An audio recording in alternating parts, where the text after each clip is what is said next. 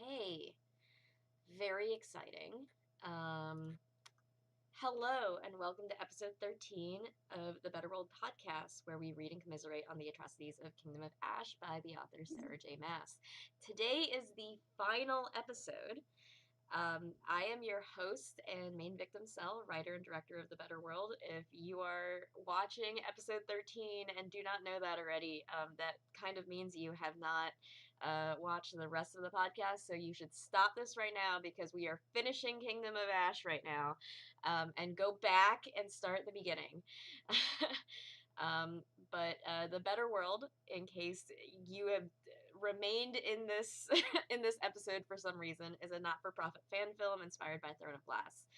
The Better World podcast is the cast and crew's homework prior to starting rehearsals, where we are all reading Kingdom of Ash and remembering exactly how the series ended before we start the movie, which takes place 10 years after the events of Kingdom of Ash. We've been meeting roughly 3 times a month to discuss chapters, character development, and just put in time seeing each other. Wanted to make a concerted effort to do that because our production team is scattered around the world. Most of our folks are East Coast United States, but our wardrobe director is in Canada, and I live in Japan. So I have with me today two of our actresses for the film. Why don't you guys introduce yourselves? So I'm Rebecca and I play Rowan. I am Ash and I play Fenris. Yes, if you guys did not know, we have no guys in our No, in our cast.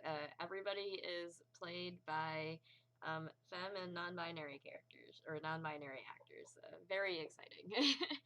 Anyway, today's episode theme is I couldn't help. It's afterwards, right? So it's after everything that happens.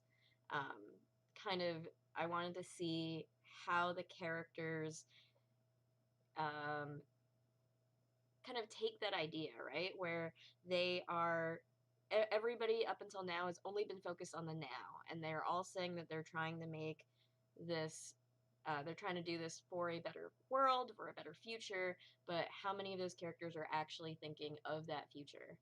And if they think they're going to survive until then or anything like that. I just thought that was a kind of a prevailing thought throughout these last chapters, and I'd really like to explore that, especially because in the Better World we are seeing what happens after, and I know that a lot of the characters have differing opinions on on how they feel about that.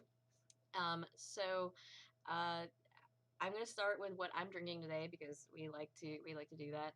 I have an a blessed and unholy concoction of matcha and coffee, both of which are instant. Because I did not, I did not have time to actually like go through my coffee and matcha usual routine. So it is instant matcha and instant coffee with a spoonful of light brown sugar in it. And because it's they're all Japanese instant, it's actually pretty good. So and it's in my little like springtime Japanese mug. For all of the people who are listening to the podcast and not watching, yep, it's just a little Japanese mug with all these really cute springtime designs on it. is there a name for that kind of drink? Yeah, so I usually call it dirty matcha, is what I've seen.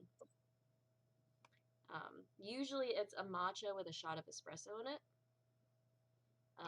And some people are like, this tastes really good. And other people are like, this tastes like sludge. Why would you ever do this? It's awful. Yeah, I don't know. I've never actually seen something be like, this is fine. Like, I don't know if I'll ever have it again, but it's okay. It's usually one or the other. It'll definitely give you a boost of energy, though, it sounds like. Yep, for sure. And I'm gonna need it today. My wife wants to go hiking after this. I made a concoction. Actually, I've been drinking this a lot lately.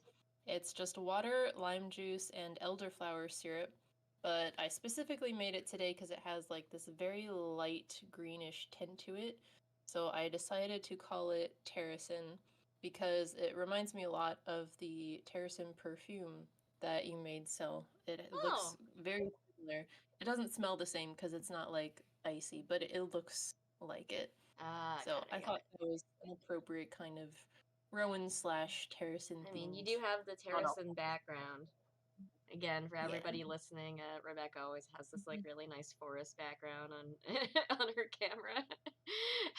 With all the death and gore that happens, we need some peaceful environment. All right, how about you, Ash? Do you have anything? I am just drinking like a Coke. I just needed the energy today because I was painting my house. So yeah, Oh, what color were you painting? you, you can see the color of the paint on the bottle. Hey, it's green. It's like a shamrock green. So we're doing this like Victorian look in the hallway. So the shamrock green is the main color, and then the black will be the all the accent stuff. So, Ooh, it's but I'm very very sore. aesthetic.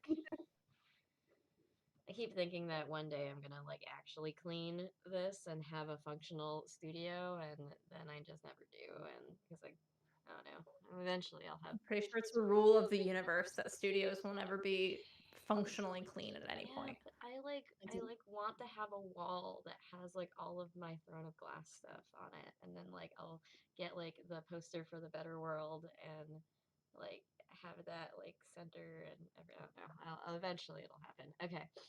Um.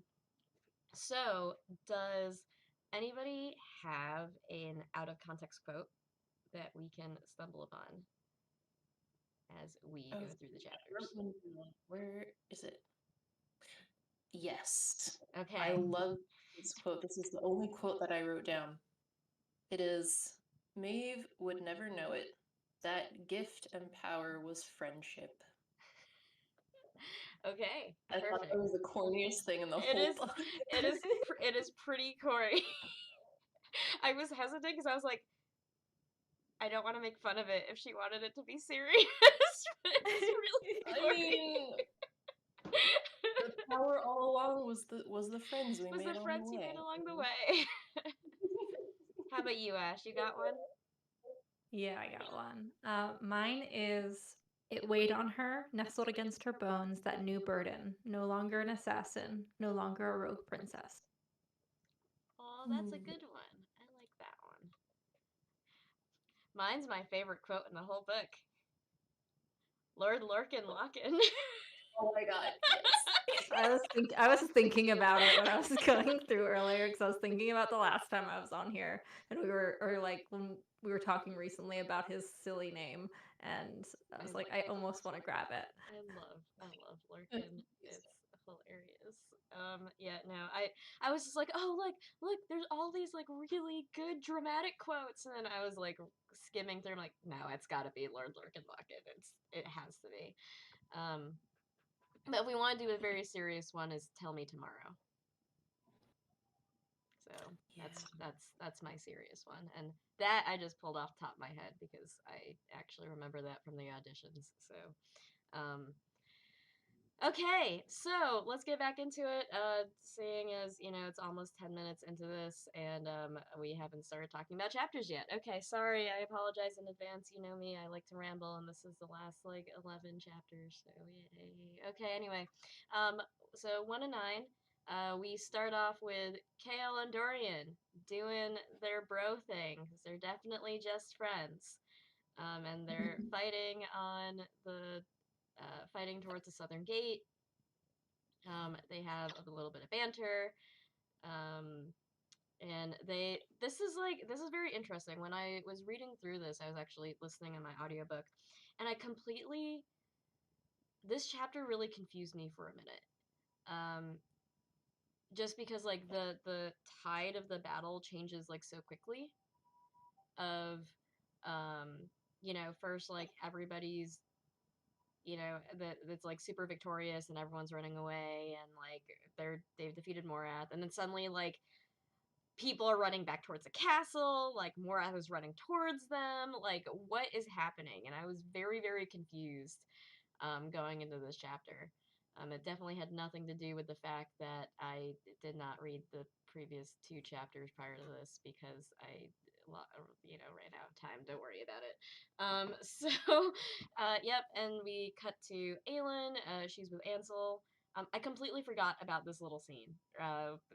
I was just like, man, like Aelin like never says anything to Ansel in the entire book. No, that's a lie. She actually does. So, yeah, they find out that Ansel is injured. We kind of do like a quick recap of what's going on. Aelin had come in um, with the Southern Continent Army, and she doesn't know where anybody is. She knows that Rowan's alive, but she doesn't know what the rest of her cadre is doing. And they're like, "Oh, look at all of these soldiers running back to the city. We should probably go do that." And they're like, "Yeah, sure, okay, like let's not." Eventually, Aelin throws Ansel onto a horse and with a Dargon rider and says, "Take her back into the city." Because Aelin has, of course, no intention of going and doing a logical thing and Oh, needs to stay outside for plans. Um, she's um, she's a little bit concerned because I guess like we find out later why she was looking for the cadre. She expected the cadre to be there with her. But right now, she doesn't know where they are, and she has to adjust the plan and figure out how to do this alone. Um, Again, we get a little bit of a callback to Once Upon a Time in a land long since burned to ash. There lived a young princess who loved her kingdom, which is always super sweet to see. But she's definitely planning something, and at this point, we don't really know what it is. Um, we have Irene in a lead going up to the battlements to watch this new army, and they realize very quickly that it's filled with dog princesses. One, two, it's teeming with new fresh horrors other than dog princesses, and three, Erewhon and Maeve are there. Um, the and deadly duo. the deadly duo, brother and sister, or something. um, yeah, and there, Lysandra shows up and is just like Darrow, who's also there. We need a way out of the city, and he's like in shock. Like he doesn't really know what to do. I guess just it's finally gotten to him, which honestly, like, completely fair, dude. It would also get to me. Um, I found it really weird that he like stun locked like that in the way that he wouldn't even tell them how to get out of the city, right? Like he pretty much says like there's no way to do this in time. Like, okay, that's fine, dude. Can you at least just tell us like what that is so that we can make that decision? Like, let's figure this out. But he just would not. He like doesn't say anything. Um, I wonder if he was expecting something different to happen, like if he was expecting Aelin to arrive sooner, or if he was expecting them all to just be dead a lot sooner, kind of like Aedion yeah, was anticipating. yeah. I think he just never thought this far. Like, Yeah. um, It's kind of a similar thought amongst many of them. I think a lot of them thought they would all be dead by now, and so they're like, "Oh, we're not. We have to keep fighting. Like maybe we actually have a chance, and we have to figure this out on the fly." yeah, I think it's kind of torn, right? Because you have people like Lysandra who are like, okay, we can still go and do this. Like, it's a slim chance, but it is a chance. And then people like Darrow who are like, we were supposed to be dead. um, not really sure what At to least do someone now. has their head on their shoulders. Lysandra's like the only one who has any common sense. She really does, though. Yeah, but Lysandra, they're all watching Aelin walk up to Erewhon and Maeve, and Lysandra is like, she has no magic left. And I guess nobody else realized that, like, in that vicinity. It's like, yeah, she has zero magic left. Even though she it seems like she does have like a little bit of magic left, and we'll find out later why that is. But she does still have like that little tiny like normal gift um, that um, oh god, her not Mab, other one. Mala? Oh, Mala, yeah. that Mala gave her. Sorry, too many M names. I can't do this. But yeah, Mhm. so another very good quote. Okay. So I think I've decided why I like slash dislike these last few chapters, and it's that there are so many quotable quotes in it, but like to me, the ending feels like setups for these quotes rather than quotes that just incidentally like show up. I feel exactly the same way. So, so like for example, the end of chapter 109 is the queen had come home at last. The queen had come to hold the gate. Like that's like a really good quote, but like around it, I don't really know. Like it's like the way that it's set up is just single lines, like all the way Mhm. down the page, and I'm like, this is not very well written, but that's a very good quote. Like, There's anyway, a okay. lot of those scattered throughout these last few chapters, like Yeah. very dramatic kind of ending quotes that are like normally you would have like maybe one or two at the end of the book, but there's like at least 10 of them in here, which I think maybe diminishes the effects and Yeah, the impact that they have, I even though they are agree. very good dramatic quotes. Yeah, I think that was also partly why I was really struggling with finding like a nice like dramatic one to be my out of context quote, because I was like, oh, but there's this one, but there's this one, but there's this one. I don't really anyway.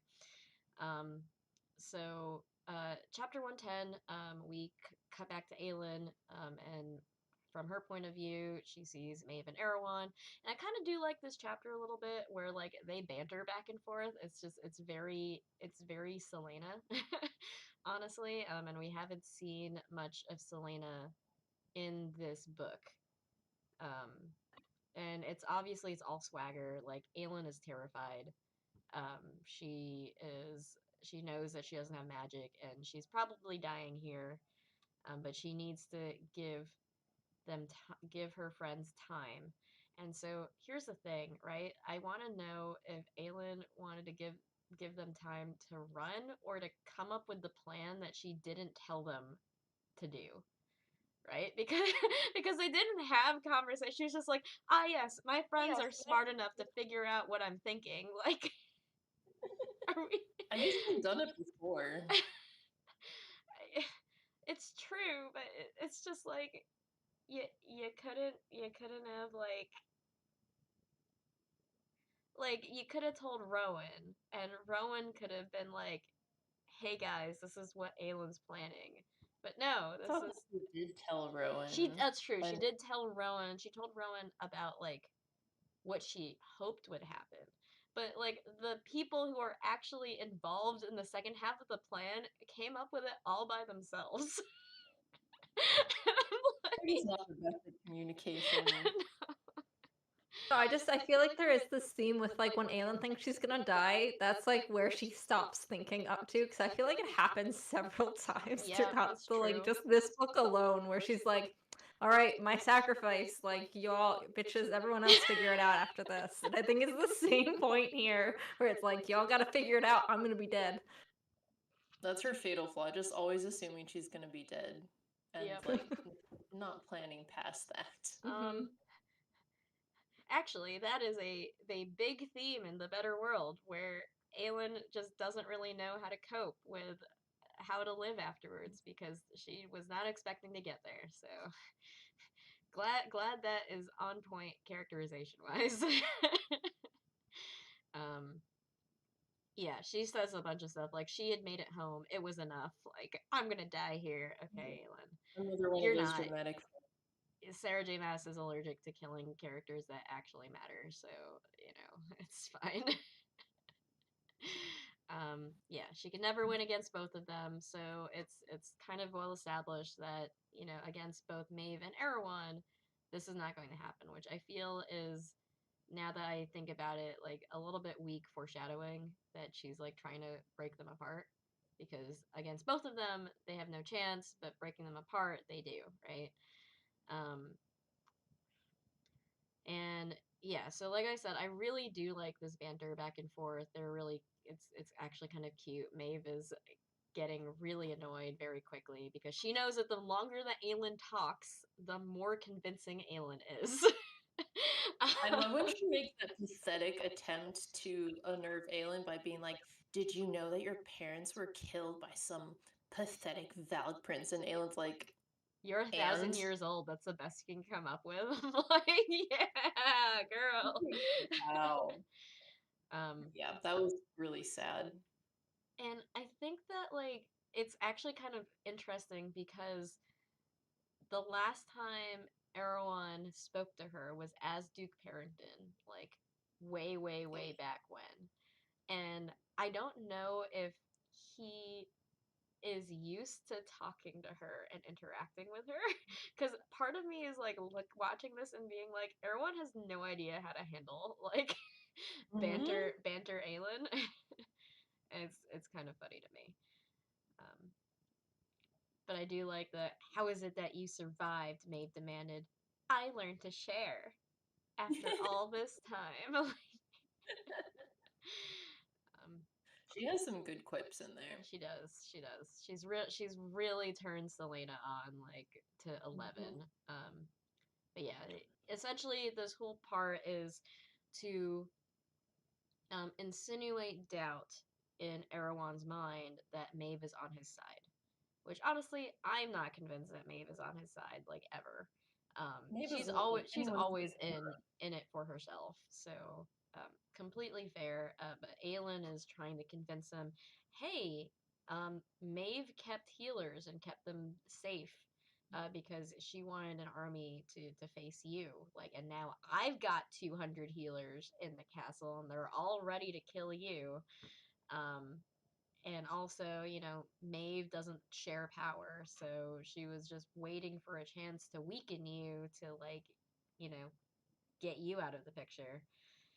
And it kind of goes back and forth. We don't really get a lot from Erewhon here. He's very quiet in this whole exchange. He only says a couple of things. Um, and Maeve is Maeve doth protest too much, honestly. Like, she just keeps saying, don't listen to her nonsense, but, like, doesn't actually refute anything that Aelin is saying. Yeah, real convincing. Um, yeah, and you start seeing, like, the Dark King look towards Maeve and seem to realize it too. So, I mean, he's getting there. And then we have, of course, another very quotable quote where Maeve extended a hand before her, darkness swirling in her cupped palm. There are no gods left to watch, I'm afraid, and there are no gods left to help you now, Aelin Galathinius. Aelin smiled, and Guldren burned brighter. I am a god. I think that's a good one. That's I a think that's good pretty. quote. Like, yes. I do think it gets diminished later because Maeve says something like very similar, like Maeve has no originality. She stole that line from me. it's true. It like literally 5 minutes ago. Like, It was really obvious when I was re-listening to the audiobook because I listened to it kind of sped up earlier too, because this was a good chunk of chapters. And I just like because it was sped up, it was like these are she didn't even think very hard on this nope, one. It was nope. just right there. It's right there. She just kind of like reached over 5 minutes prior and plucked it out. Um, we do get a little bit of Rowan here where he finds Fenris and Lorcan, and he wants, of course, it's Rowan, so of course he wants to go find Aelin. And he is the man has one thought, and I respect him for that. But today in this chapter, he has two thoughts, and the second thought is, well, no, I promised Aelin I would protect Orinth and Terrason, so we're gonna go do that, and I'm also very proud of him for that. Yeah, he says we swore an oath to our queen in this court. We will not break it. Very good. He knows Anthony would be pissed at him otherwise. Yeah, he really is in the back of his mind still thinking about Aelin. Always. Elide, and this is where we get Elide being a badass. I mean, like I am always on the side of Elide being a badass for the entire series. I think she is. Uh, I think she and Lysandra are quite underrated. in this series for being like some really great supporting characters and really strong women, honestly. Um, and Elide is looking at the scenario. You know, she sees Aelin fighting Maeve and Erewhon. She sees all of the, you know, the darkness and the war, and she has a thought. Because, you know, Aneth isn't with her anymore, but Elite is still smart. And that's why I really like her. And she realizes that there is an opportunity here. She realizes that Aelin cannot fight both Maeve and Erewhon, but there is somebody who can fight Volg, and looks at Irene. And last line in the chapter, she saw what they had to do. So Elite's coming up with a plan. We don't quite know what it is yet, but I'm sure it'll be really good. Chapter 111. We start going back and forth between points of view. So we check in a little bit with Nezrin. I mean, I love Nezrin. I love Sartak. I love like the Southern Continent gang, but it feels, I don't know, that the first couple pages just seem like I don't really know why we went and did that, other than showing exactly how big the new army is, but I don't know. I have no sense of scale anymore at this point in the book. So Irene, Lysandra, and Elide actually take Lysandra in Rook form to where Kale and Dorian are, fighting by the gate. And Kale, of course, is like, holy shit, my pregnant wife is in the middle of the battlefield, go home. And she's like, no. And he's like, fine. um, but, yeah, so... And then he literally orders Dorian to keep Yeah, her safe. it's very cute. Yeah, they need Dorian for their plan, whatever this plan is, because all they do is they gloss over it and they're just like, ah, yes, we explained Dorian our plan, and he's like, cool, let's go. And Kale's like, this. I do really like this quote, where he says, "Go save the world, Irene." And I'm like, yeah, not just Aelin. Irene can go save the world too. But yeah, so like Becca said, yeah, Kale actually orders Dorian to keep her safe. He's serious. He's serious. He doesn't. I don't know. I still think in the bedroom Kale's the top, but that's fine. At least with Dorian. Pretty sure he orders him around a lot there. Okay, anyway, I will stop putting my fan theories in here. Yeah, and Dorian promises with his life he will keep Irene safe.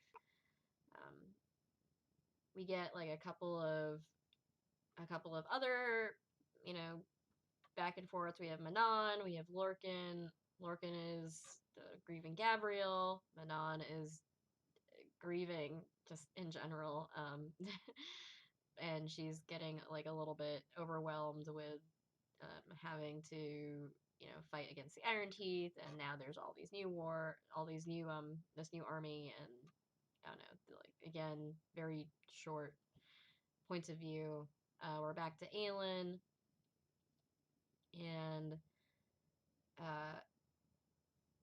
Aelin is starting to realize that, like, hey, I don't know where the rest of my plan is, but I'm starting to kind of like lose power here. It's probably not great. And Maeve, to her credit, actually does catch on. She says, "For a god, you do not seem so willing to smite us." And I'm sorry, Aelin, but your excuse for symbols have power, strike you down too quickly, and it will ruin the impact is real weak here. Like, just kill him if you can. We know that she can't, but Maeve knows it too. So she kind of is starting to sense that there is something wrong, something not quite right here. I don't think Maeve is trying that hard either. Like, for some reason, she seems to want to draw it out too. Maybe as a form of torture, but She's also like Yeah. they're playing with each other. Neither of them are giving like full strength. Yeah. And it's I think it's starting to wear on their patience. Hmm. Um, but before Erewhon can really weigh in on this, there is a huge blast of healer power coming from the highest, most tower of the castle. Which is like, I don't know, is Erewhon dumb? Like, are they, is he, like, I'm seriously considering, is Erewhon stupid? like, like, yes, Aelin talks about all of these healers that she has, and then suddenly, at the furthest away point possible, there is a blast of healer power. Yes, let me go check that out. Yeah, Erewhon goes and decides that he's going to go check out that power. Um, I and think he leave. got bored. Huh? He got bored. He He's got like, bored. this is so boring. I'm gonna go like check this out. But he thinks he's so powerful. He thinks that he can just destroy them all with a flick of his hand. He underestimates them, just like That's Maeve true. does. I think I forget, but I think in a previous podcast the mention was maybe he's not dumb but arrogant, Mm. and Yep. constantly does not imagine that other people are as strong or as smart as him. So Yeah. Always the villain's downfall, underestimating I their just enemies. I just think in this section though, before he, goes off and investigates, it's like I was expecting a lot more like payoff and conversation to happen between Erewhon and Aelin, since this is, like they mentioned, the first time they've actually like met face to face as who they are. yeah, And it's that's like true. they didn't get any satisfying conversation. It was just Aelin being Selena and Maeve and them just bickering at each other, and he's just like, that is interesting. Okay. Just like So he He didn't even thinks participate so. in this conversation. so the more I think about it, the more that I'm like, I don't know if Erewhon really ever considers Aelin as like an equal, a threat, or Mm. anything, right? Like Maeve knows what Aelin is capable of. And that's why like she captures her, she tortures her, like she's um she's like visibly scared of her. It like does not want Aelin like talking and trying to sway Erewhon because she knows what Aelin is capable of, and that's why she's like interacting with her.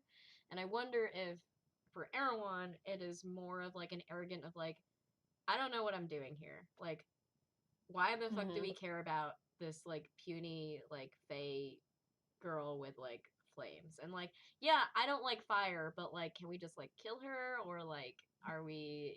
What are we doing here? Like, I destroyed her kingdom. Can't be that hard, right? Like, I don't know. Like, I wonder if there's a little bit of that playing into it because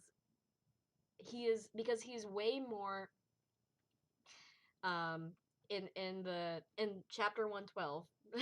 So he is way more talkative to Irene, Mm-hmm. Mm. right? And I wonder if there's like this kind of unspoken acknowledgement that like Volg recognize power, and so the things that they fear the most are also what they respect the most. Makes sense. So I don't know. Like it's one of those things that like is never really explored very explicitly in the books, I don't think. But kind of just the way that, and maybe I'm ascribing meaning to something that Sarah J. Maas didn't even think about. I don't know. I don't know Sarah J. Maas. So but it's kind of like the feeling I'm getting. But yes, chapter 112. After Erewhon has left Maeve and Aelin to their own devices, I guess. Um, yeah, I I didn't realize this because I I don't know, like I hadn't realized it before until this read through, but this entire beginning part, they never say Irene's name. So if you read through it, they do not mention Irene because part of the plan that we find out is that Erewhon shows up and he sees a young healer, and she like starts like taunting him pretty much with the healing magic. Um, uh, but I think that's it up until later. But yeah, so we're going to skip that really quick. And it goes to Maeve and Aelin again, and they're once again talking back and forth.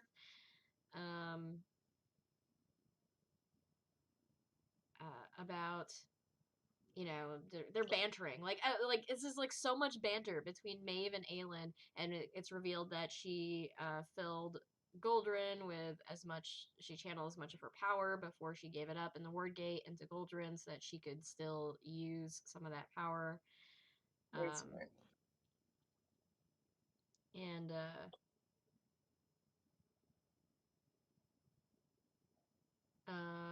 yeah, and so we start seeing that we start seeing Maeve's like true power, which is going in and actually like affecting the mind, which obviously we saw during Aelin's torture.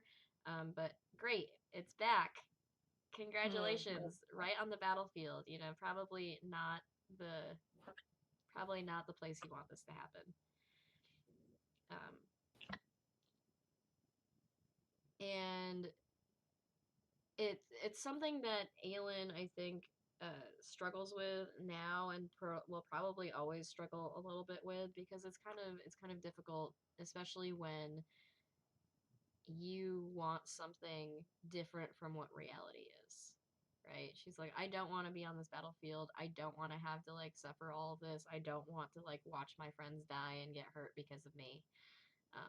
And so like the idea of like being able to stay in a world where that doesn't exist is very easy. But of course it doesn't really stay like that. Maeve is a sadistic bitch. So eventually Karen starts playing into the dream. And she is trying to remember all of the mantras that she has learned throughout her time here. You do not yield. From her mom, you have Nehemia's I name you Alentia, spirit that could not be broken. And that's kind of how she breaks away from it, because she's like, Karen did not break me, Arabin did not break me, Endovir did not break me, Maeve, you will not break me either. Which,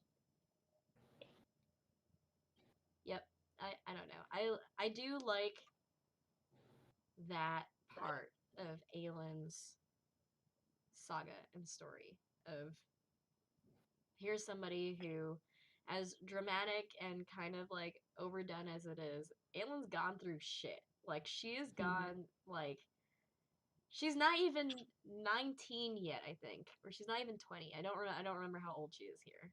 She's almost 20. That's right. So yeah, her 20th birthday will be in spring, and she's just like, I'm never gonna see it. So she's not even 20. She's not even 2 decades old, and this woman just needs like to sleep forever. Like, and she gets to have the most boring life on the face of the planet for like the next 1,000 years, because that's what she deserves. But the idea that even no matter how many times she gets broken down, she will get up again, even if it really hurts. And so she tells Maeve, you should have known better. You who feared captivity and did all this to avoid it, you should have known I'd find a way. And Maeve says, how did you not break? And Aelin says, because I am not afraid.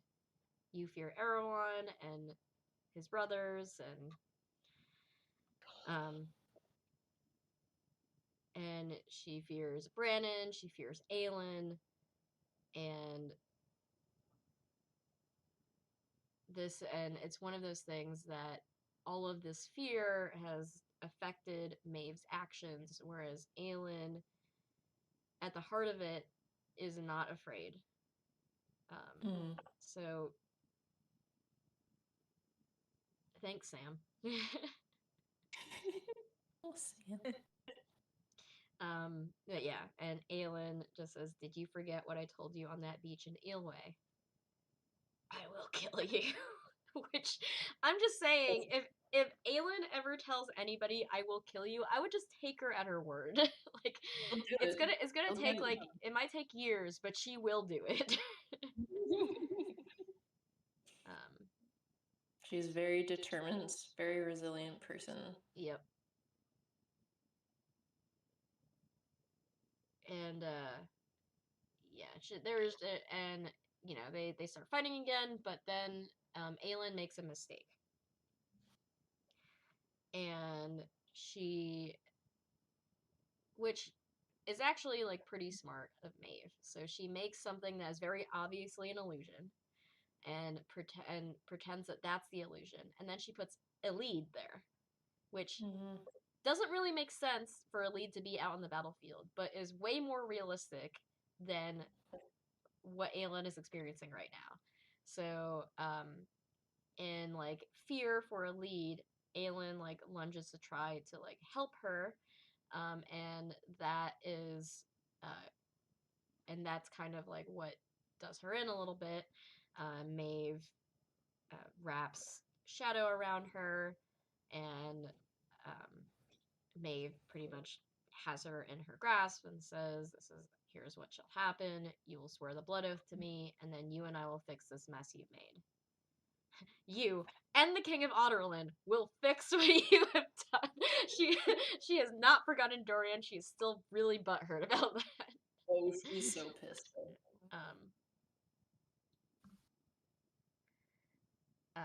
Yeah, and it's like, you may be asking yourself why I'd ever think you'd agree to it, what I might have against you.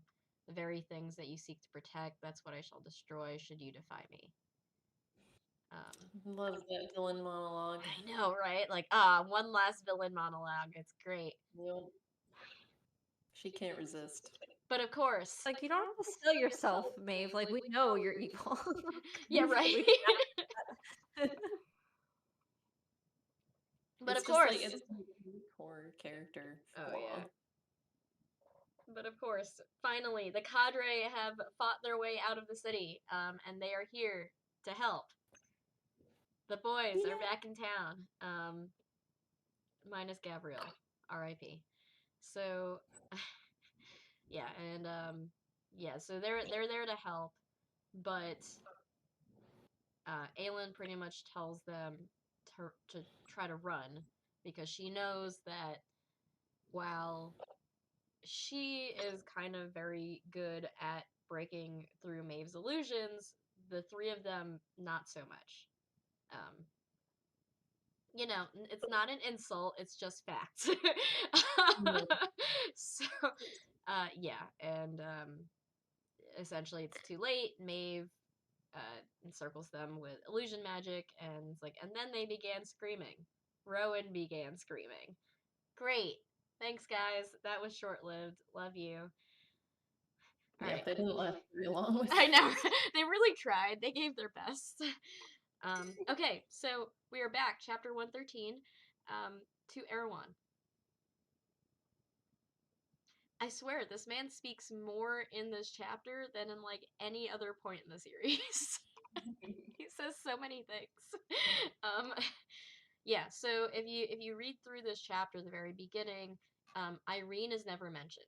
So they talk about a healer. They like kind of describe what she looks like. And of course, we can't have Erewhon without a good villain monologue. So he explains that he actually wanted to collect healers because that's how he made the word keys in the first place. Which, great, that was a great reveal. We had no idea. That would have been fantastic to know, like, several chapters back, but it's fine. So yeah, he says, Maeve thinks I left to kill you, destroy you, in reference to Irene. She could not conceive that I wanted to find you. And he like takes another step closer, and then he realizes that he has been trapped. Whoop. You've activated my trap card. Literally, like they've drawn a word mark on the ground, and the healer, her eyes change from gold to sapphire because, alas, it is not Irene, it is Dorian. And Dorian says, "I'm not Irene." Thank you, Dorian. We really needed that.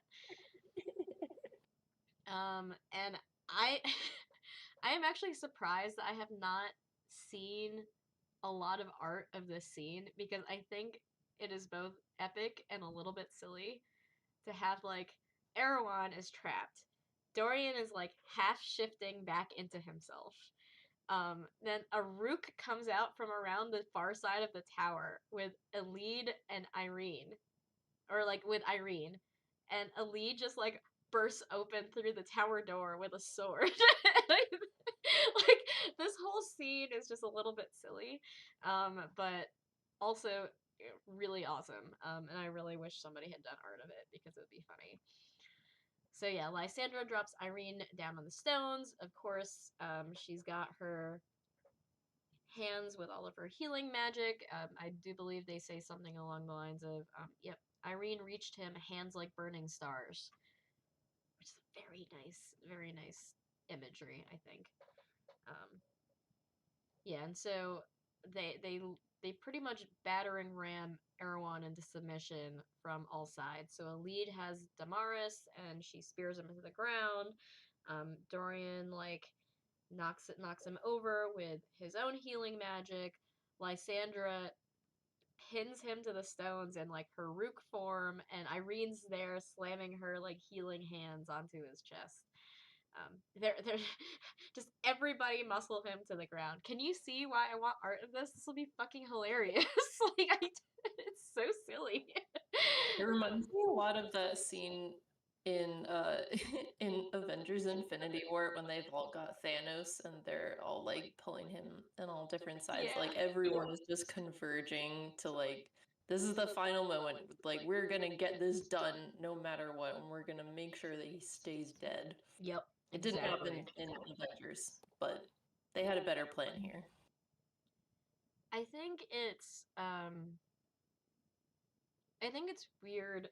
I don't know if it's weird, but it feels a little bit weird. But even though it's a nice thought,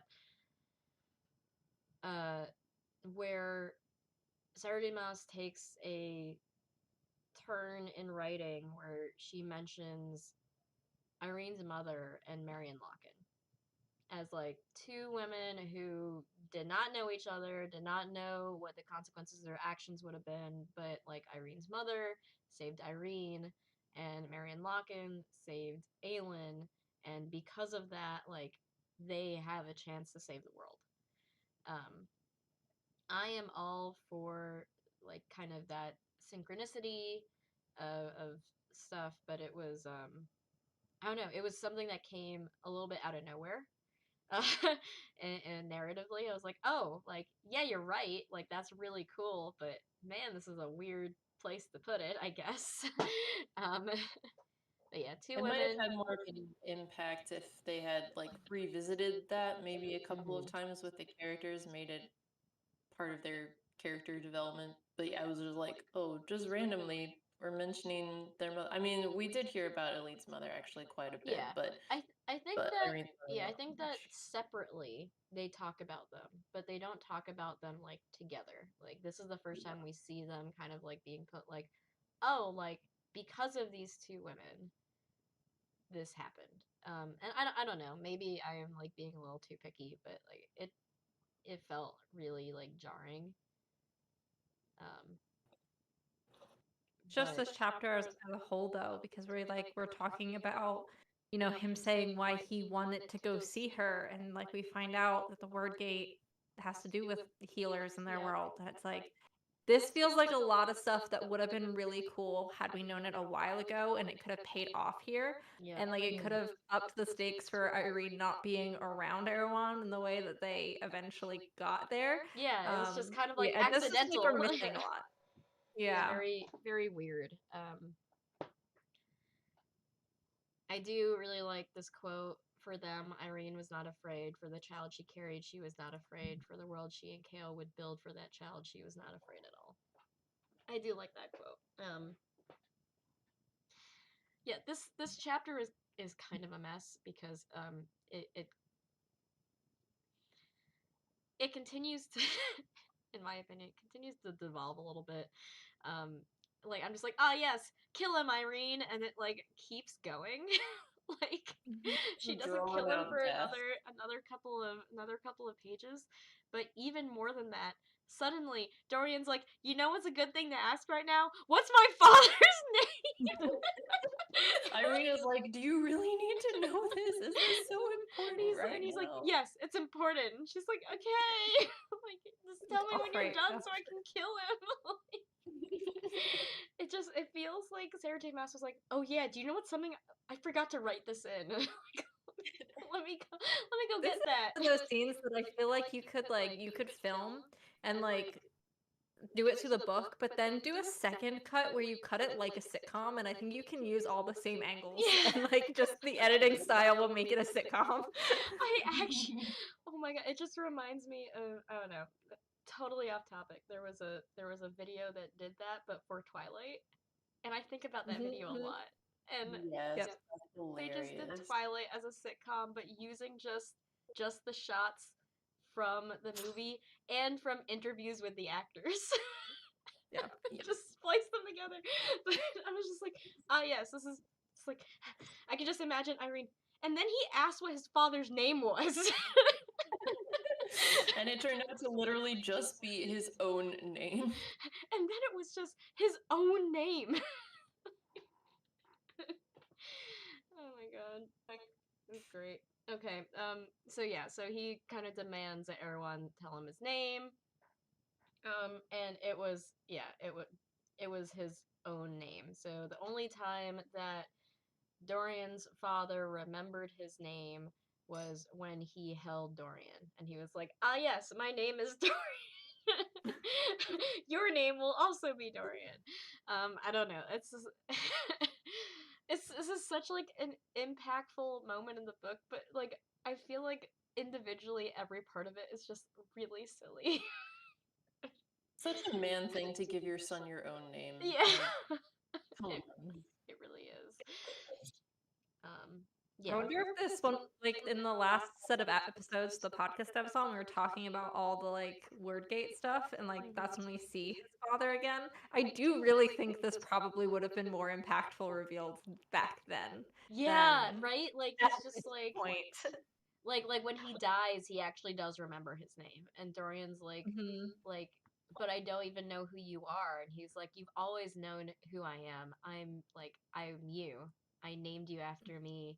And you're like, but I named you after me in hopes that you would become a better version of me, or something like that. Or like I don't know, it's like something that'd be really sweet. And he's just like, wait, what do you mean? He's like, my name is Dorian. Like, and he's just like, oh, that's my name. See you I there, think that would Pops. Anyway, yeah, that's a good point. That would have been a really good time to do that. But hey, it's fine. It's here now, and Irene got to say pathetic straight to everyone's face, which is great. I do appreciate that for her. I appreciate Irene as a person. Um, she's the only bit of common sense in this entire book, along with Lysandra, honestly. So, um, yeah, she manages to kill Erewhon.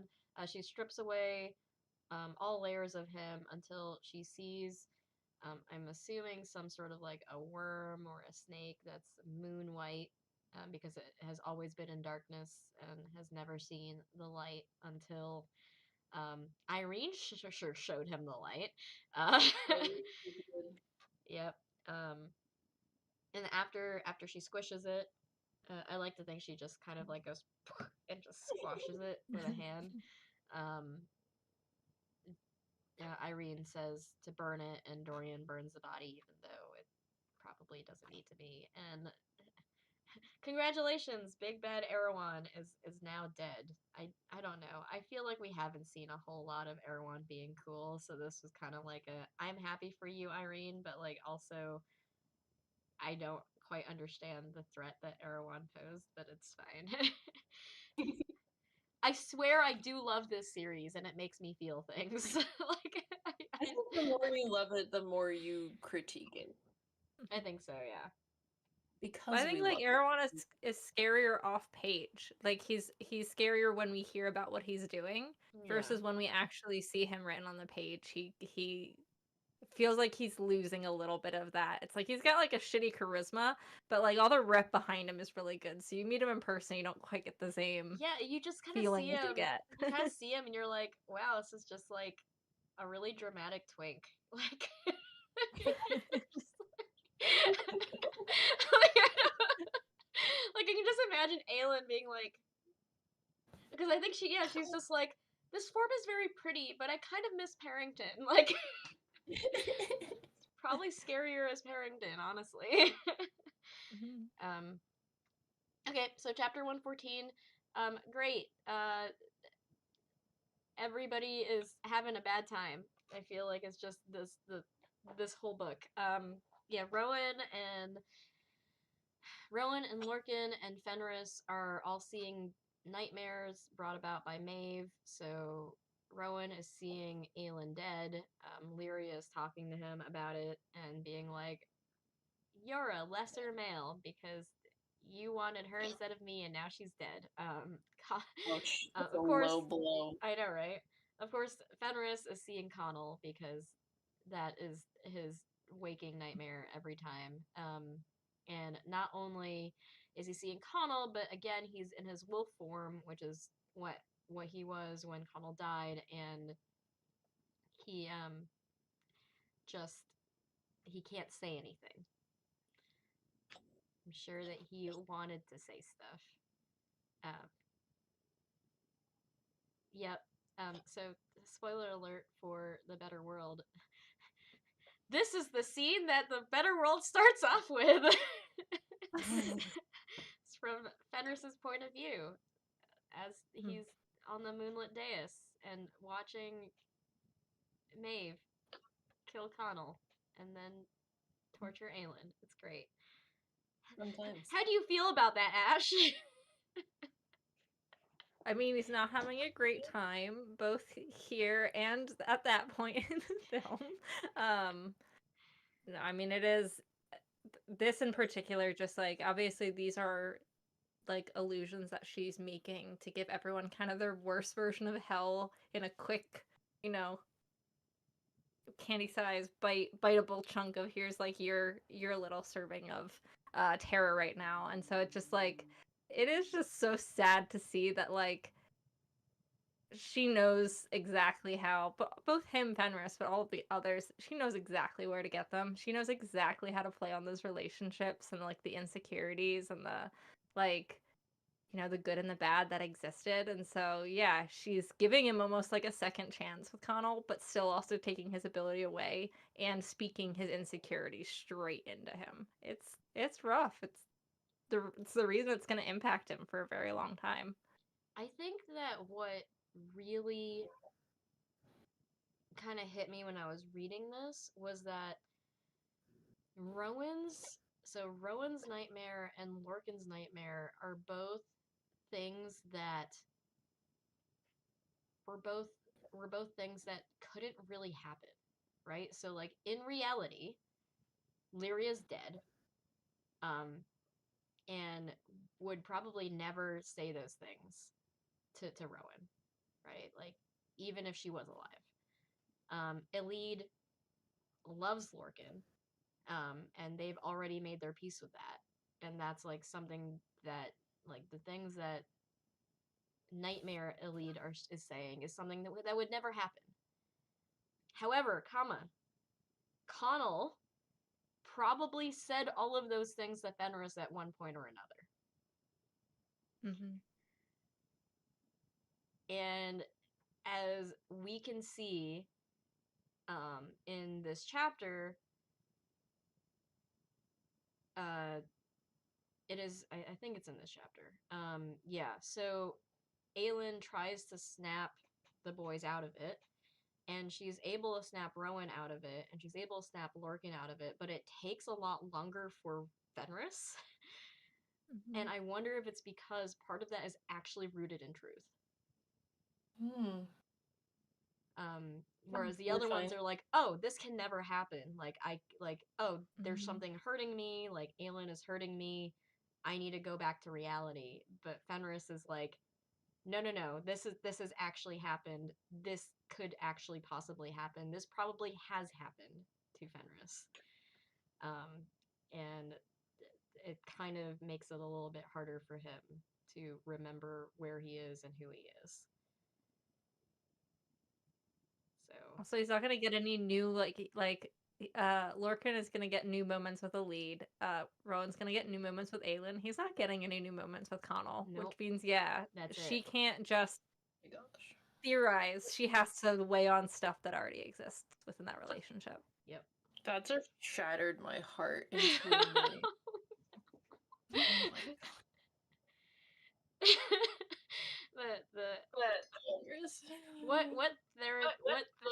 What therapy advice would you give Fenris? Oh my god. Go to therapy for the rest of your life and try some art therapy maybe, and draw pictures of him. Probably discuss your feelings, boy. Please don't hold it all in. Maybe some gestalt therapy, like picture him in a chair and then talk to him as if he were there. Like try to fix things posthumously. Definitely, I think everybody here needs therapy. We all need therapy. But maybe definitely Fenris. Like a little. Yeah, so Maeve is trying to unnerve Aelin. She tells her that Gabriel's dead, which Aelin did not know. Like I said before, Aelin tries to push past that and sends a spear of flame over to the three boys to try to snap them out of it. And it's kind of it's a little bit of a slow realization, but Rowan realizes it first, and snaps out of it, and in his own way helps Aelin. They manage to communicate without really speaking, and he uses his hatchet to make a cut in his hand so that he can hold Aelin's hand and transfer power over to her, which we have seen several times now. So we saw it when Dorian and Aelin were sealing the Word Gate. We see it in the previous chapter when Yrene was starting to run out of power, and Dorian does the same thing in order to feed his power into her. And so now Rowan is doing this for Aelin so that she can control more fire than she was left with.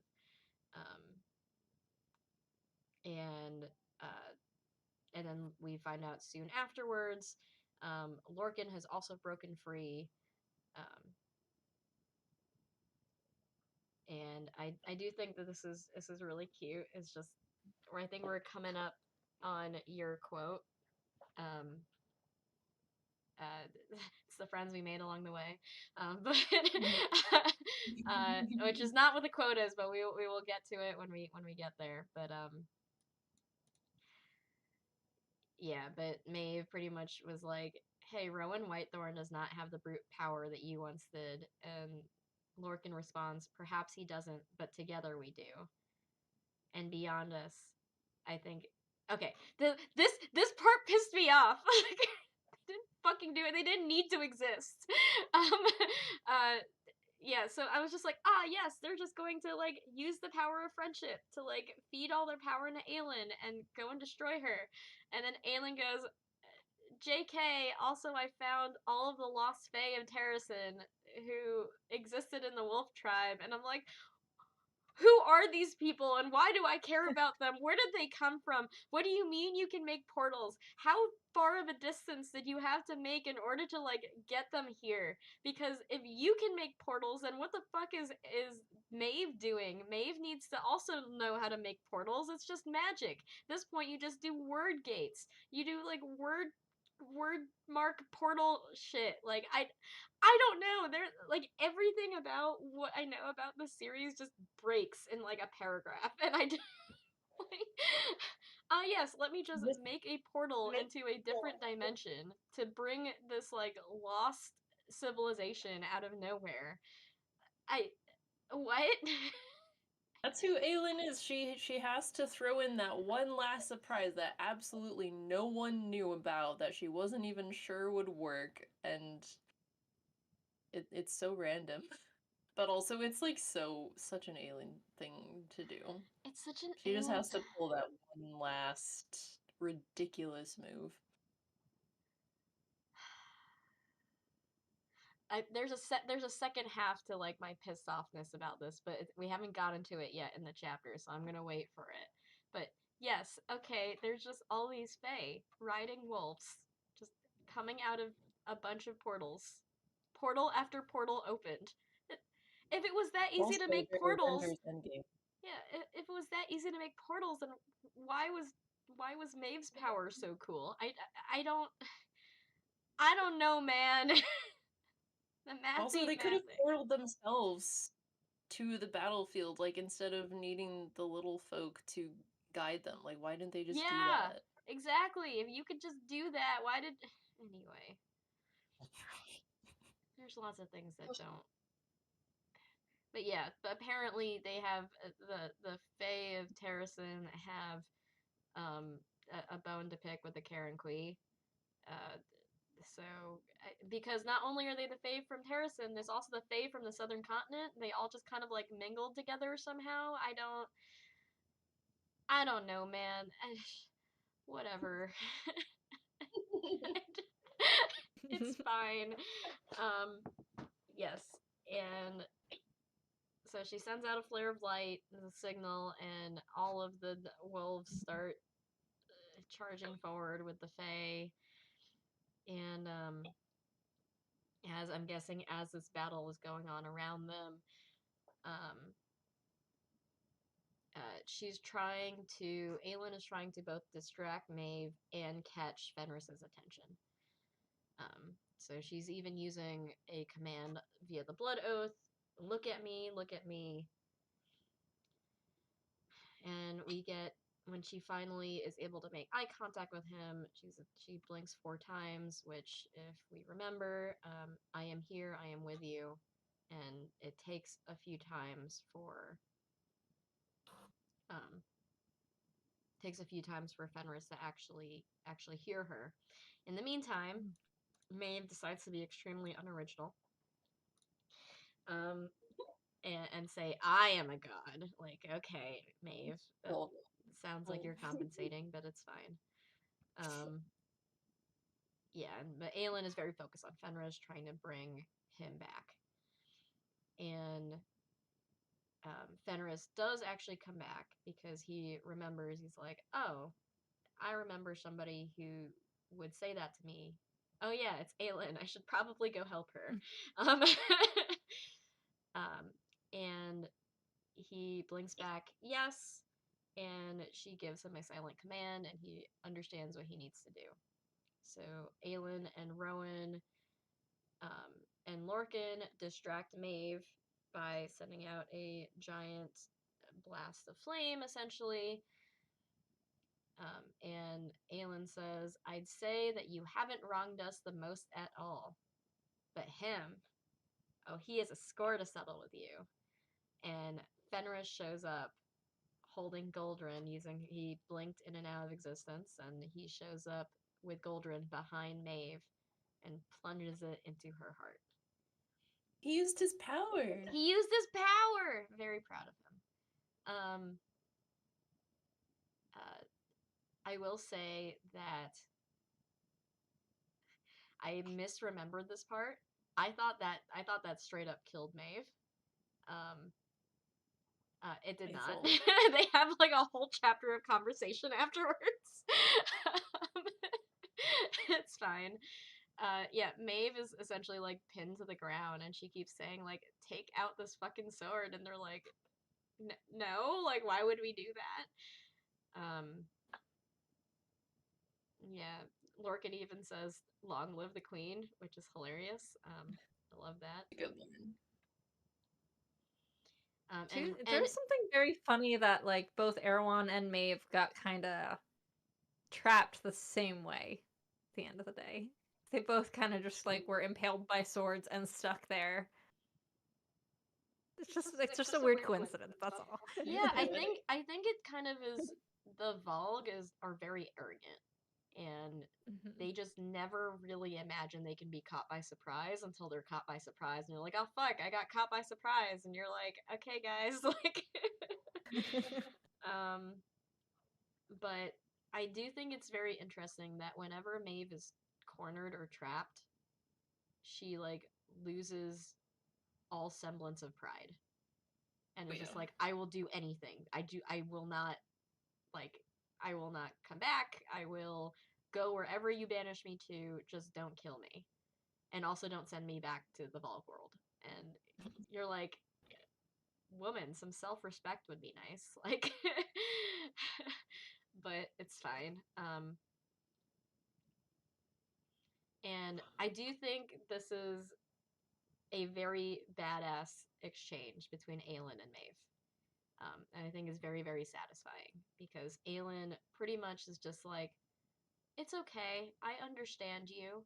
You came here to escape a husband you did not love, a world you did not love." And Maeve's like, "Yeah, I did." It's like, "And you love this world. You love Aurelia." She's like, "Yes, I do." And you're like, "Okay." And if I choose to banish you, you will go wherever it is we decide and never bother us again, or any other. Maeve's like, "Yes, I won't." And Aelin says, "Then go to hell." Go to hell. Classic. Oh my god, what a badass move. As much as I hate these chapters, I think that's my favorite move.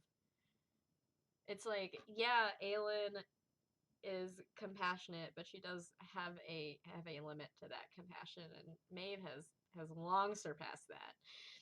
So, congrats, Maeve. Yep. What Aelin does is actually slides the ring of Silba, I think, that Elite had given her onto Maeve's finger. And it's supposed to protect from Volg because it's poison to Volg. And so I cannot even imagine what that is like. I'm sure that it's something like, because it's supposed to prevent you from getting possessed by Volg. So if an existing host wears it, I guess it's like some sort of like very violent expulsion of Volg. I don't know. That sounds painful. Magic is wonky in this book, but anyway, it's pretty much killing Maeve from the inside out. She even says her pale skin began to flake away like old paint. It's a very stark image in my brain. And I do like the mention of Aelin smiles down at her. "We'll pretend my last words to you were something worthy of a song." I don't know. I think "Then Go to Hell" is a pretty badass song. Yeah, I think that's definitely worthy of a song. And they decapitate her with burning Goldrin. And then they burn her body. And so we now come to my final extreme violent take on this book, which is she brought all of the Lost Fae of Terrasen and the Wolf Tribe and the Lost Fae of the Southern Continent here to defeat the Karen Quee, and then they all just died. They didn't even really get to kill the Karen Quee. I guess she just wanted it for the distraction, but yeah, it seems like kind of a waste. Yeah, I don't think Maeve was even that distracted by them. Yeah. That was, it was just kind of like a, why did I don't know. It's one of those, like, if there was a payoff, if like you kill Maeve but there's still like the rest of the war or something, like, okay, then fine, that was what they were there for, to like help clean up. Like, that's neat. But like, they literally as soon as Maeve dies, an entire army mid battle, mid blow, collapsing. Mm-hmm. Well, I guess it's when Erewhon dies. It's technically when Erewhon dies, but like, Mm-hmm. also great timing, right? Like, kill Erewhon and Maeve pretty much at the same time. Yeah, and so Aelin knew for certain then where Erewhon had gone and who had brought him down at last. And so she wrenches her sword free and lifts to the sky and starts chanting Irene's name, and everybody starts chanting Irene's name. I'm sure the soldiers have no idea why they're chanting Irene's name or who Irene even is, but I mean, it's still cool anyway. I mean, yeah, if I see the army drop, like, I'll start chanting whatever's being chanted. It feels like it's whoever the right is. vibe. Yeah. Okay, chapter 116. Okay, these we're gonna speed through these because I've kept you guys here for really long. Sorry, it's the finale. I got really carried away, but this is the kind of like the start of the wind down from everything. Yep. So Chaol wakes up and Irene's there to greet him. He realizes, oh, good, everyone's dead, and we can now like live. That's nice. Nezrin also is also very excited that, you know, all these Karen Kui are now gone. And Sartak does say, "You know what victory means, don't you?" And Nezrin's like, "I get to sleep." And Sartak goes, "It means that we're going home, that you are coming home with me." And I do think that's very sweet. I think they're a very cute couple. They start talking about, we go back to Aelin, Rowan, Lorcan, and Fenris, and they start realizing that all of the people who were possessed by Valg will have to be slowly removed, depossessed, unpossessed. I don't know what the actual verb is, but they're gonna have to heal all of them and then pick and choose, I guess, who gets to live, depending on if they're a piece of shit or not. Who decides that? Yeah, but Aelin walks into the city finally. The gate is flung open for her, and she does something very, very, very cool. Actually, she uses her flame to clean the stone of the gate, which is, you know, to kind of symbolically start anew. Chapter 117, Adian is mourning Gabriel. They've kept him in like a place separate so that he can mourn him in peace. Lysandra comes and sympathizes with him, and they and grieves with him. And it's kind of says like, yeah, she's grieving for Gabriel, but she's also like grieving for Adian as well, which, yeah, because Lysandra's a fucking badass, and she knows how to empath. Anyway,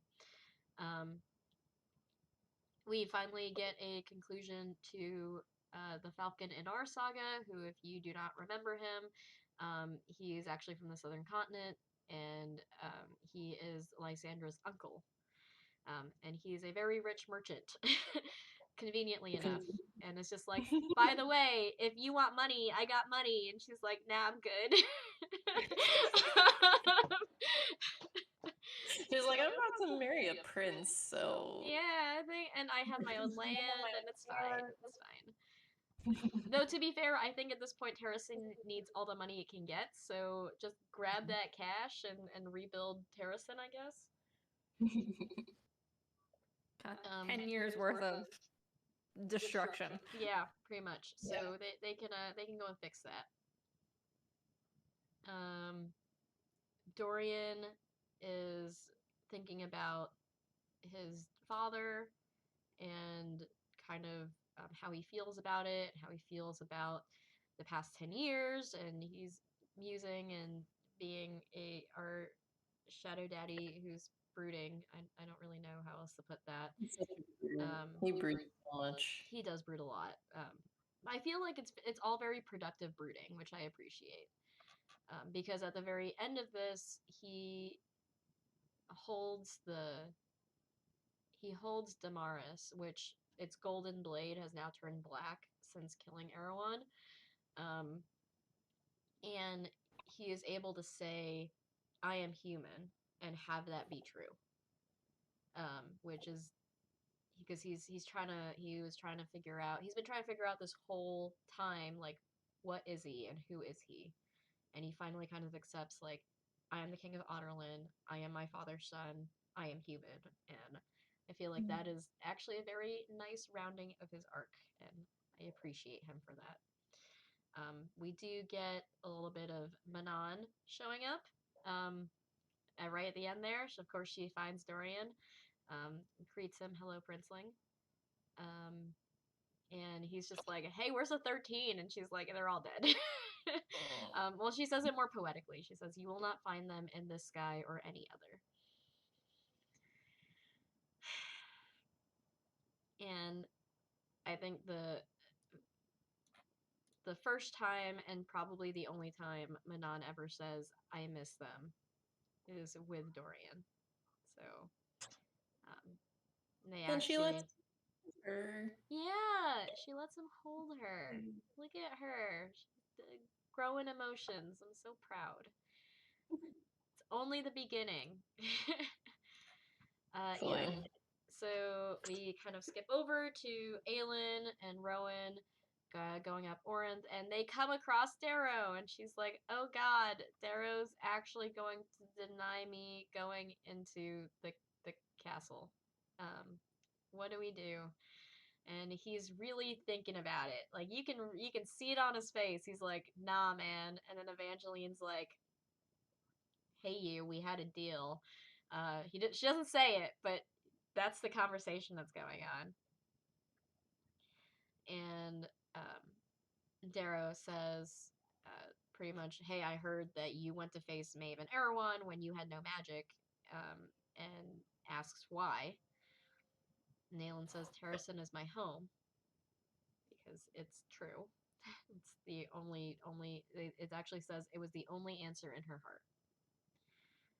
And Darrow says, "So it is. Welcome, Your Majesty." And I do think this is really cute, the little nod back to Evangeline, because Aelin looks at her, and we're reminded of back in Empire of Storms when she left Evangeline with Murtaugh and Darrow. She told her, "Win me back my kingdom, Evangeline." So she's been slowly eroding away at Darrow, and got Aelin back her seat. I'm sure there are other reasons why, but I like to imagine that Evangeline kind of like showed Darrow a little bit of what could be. I think she was the biggest influence. Like, she really turned his attitude around, and I think because of her and her loyalty to Aelin, he was like, okay, maybe I shouldn't be such a stubborn, stuck-up prick. Maybe there's something to this girl. If Evangeline likes her, she can't be that bad. And we get a very touching scene with Aelin going to see Gabriel and posthumously offering him the blood oath, which it's a very serious scene. I know it is. It made me cry when I read it, but man, even the dead guy gets the blood oath before Aedion. I'm just saying, your dead dad gets the blood oath before you.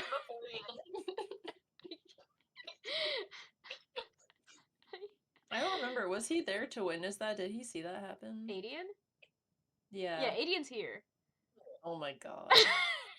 Yeah, so she literally could have been like, "Why don't we just do this now and then let's symbolically give Yeah. Gabriel it then?" It's like, yeah, no, I think it is this whole she makes this whole thing about how she just wants to give it to Adian first, and she has the opportunity technically, and she chooses not to do it that way. Nope. Nope, nope. She was Fenris, for more than Lorcan, that. the dead man, and then Adian, I guess. Yeah, it's very touching. You know, let the world know that you are a male of honor, that you stood by your son in this kingdom and helped save it. You are blood sworn to me, and you shall be buried here as such. Thank you. So very, very sweet of her. I'm sure Adian has words, but he's not going to say. But yeah, literally, he is like lingering by the doorway when she does this. And this is when the pace starts kind of picking up a little bit, being a little bit more hopeful and less sad, because we go back to Manon, and Manon's like, well, I don't really know what to do, and everyone's like, we're gonna go home, and they're like, we can't, and they're like, actually, da-da-da, you can. Apparently some Krakens were delayed in getting there, and it turns out that after the 13 sacrificed themselves, flowers started blooming outside of the Witch City.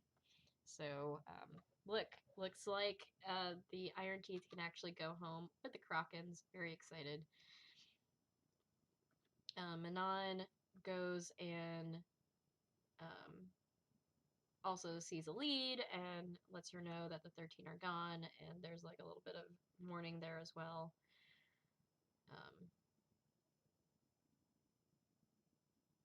Oh wait, did I skip a scene? Sorry, I think I did. My bad. I think I skipped ahead.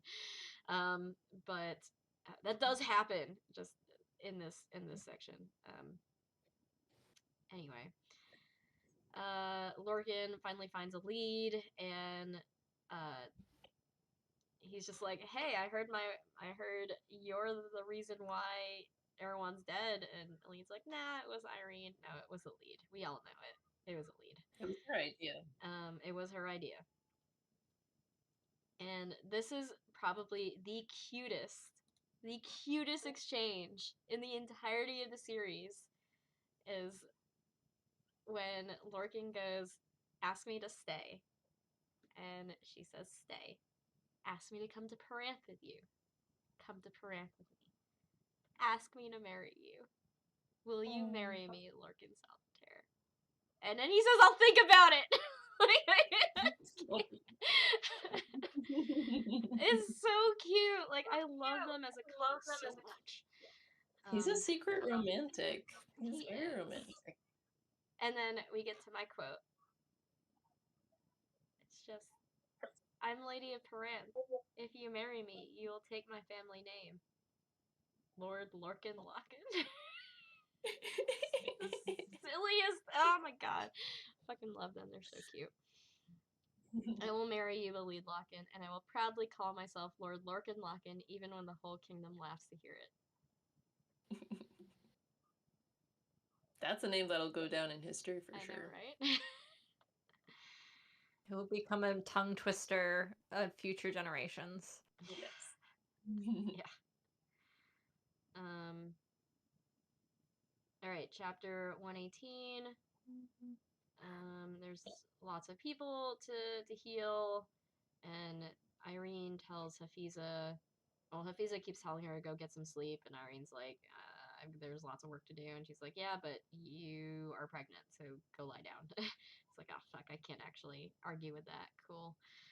But Hafiza kind of calls Irene out on not coming back to the southern continent with them, and Irene's like, "Well, yeah, I'm kind of, married, and my husband's a lord and stuff." And Hafiza's like, "That's fine. Like, I kind of knew that was gonna happen." But even better than that, Irene is actually thinking of creating her own Torre in on the northern continent. Yeah, in Outerland, specifically in Rifthold. New Tory to replenish what Erewhon destroyed, to teach the children who might not realize they have the gift and those who will be born with it. Yeah, and I think that's very sweet. Okay, we finally got into the Manon part, and they're gonna go home. I'm very excited about that. But I mean, man, they got a lot of work to do. They don't have like anything. At least Orinth was still standing, but the Witch City's been in ruins for like 400 years. So like, I don't know, man. They got some doing, and they still have to figure out stuff with the people of the Waste. So with Ansel and her folks. So I don't know that. Good thing they have long lives. That's true. That's true. Yeah, so it's mentioned like briefly a little bit in Ansel's parts in the Better World, but it's like 10 years is really just not enough to really sort all that out, especially with the speed of bureaucracy. So I don't know. Aelin starts going all the way up to the uppermost tower so she can see where Erewhon died, and it's starting to get a little silly. She's just like, Aelin's man, tired of being serious. huh? She doesn't like being No, serious. she does not. She really does not. I don't think she handles seriousness very well. I think the humor is kind of part of her charm. But yeah, she's just like, man, I really hope this washes off because I want to sun myself out here, and I really don't want to like be staring at this dark stain of where Erewhon used to be. And Rowan says, if it doesn't wash off, we'll throw a rug over it. They talk a little bit about the future, and I think it's like slowly like hitting Aelin that they have to start planning now. So like she's like, oh, the private garden that was for the royal family, like Fleetfoot could use that, and like I want to clean out the royal chambers of like any trace of Otterlin before like we live here. But I think it's kind of they're all kind of very very necessary but very superficial discussions of the future because maybe it hasn't like sunk in yet or anything. We're gonna clean this balcony, we're going to clean the bedrooms, we're going to make the garden pretty again. But I think it's a start. I think it's maybe the first time that Aelin has kind of had to think about for the future, and these are small baby steps, and that's nice, I think. And she sounds happy about it too. Like there's some things that she's looking forward to, and things that she